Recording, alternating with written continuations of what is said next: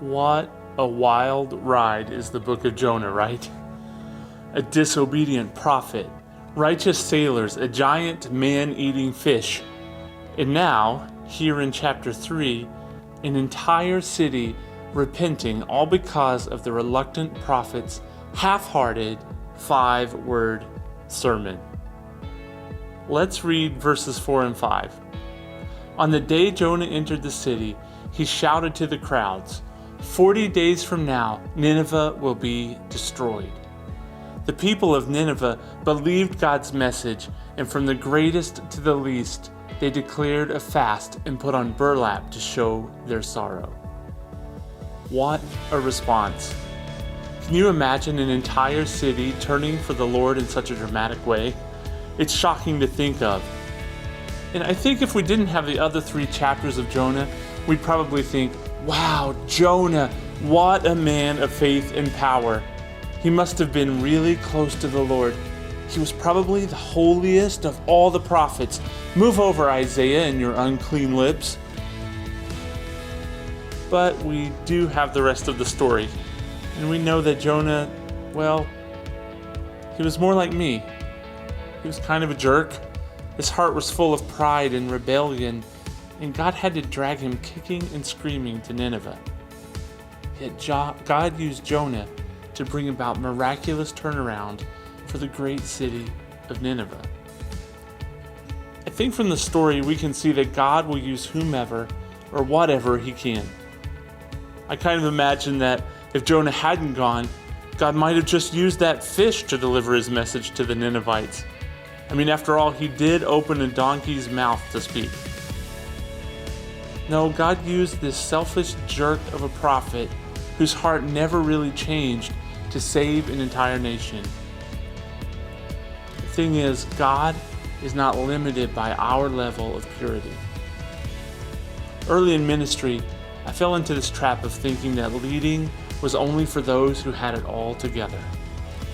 I thought, maybe if I pray harder, or study harder, or fast longer, or sing louder, then God can use me.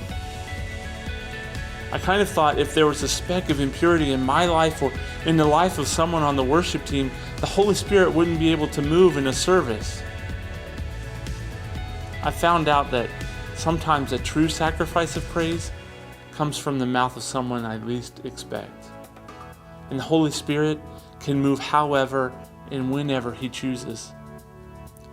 The thing is, none of us are righteous. It's only by grace that we're able to stand in the presence of a holy God.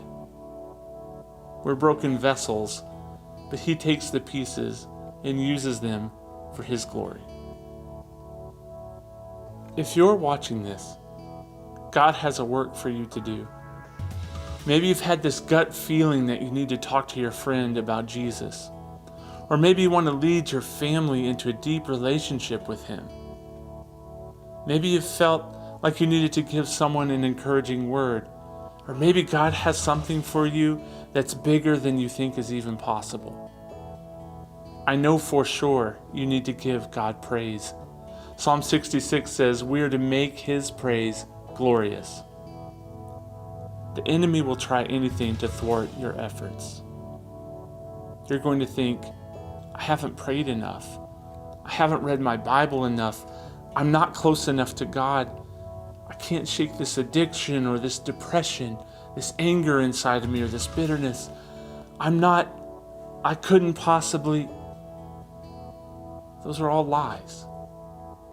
The reason I know they're lies is because it's not about you. It's about the one who sent you.